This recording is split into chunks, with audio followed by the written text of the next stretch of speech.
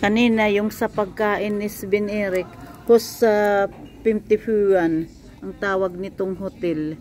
Hus ang ibig sabihin ay house. 50 fuan ay 57. Ayan yung lamb na in-order niya, yung lamb stick, 385.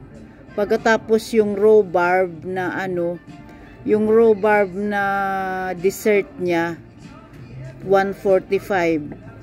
At saka yung yung red wine 105. 635 ang ang bayad. Pagkatapos ito naman yung mga in-order niya dito na mga yung cocktail 145 at saka yung Singapore sling 145. Yung mga cocktail nila diyan lahat 145. Bali na yan 290 at saka 635, bali 290 at saka 925.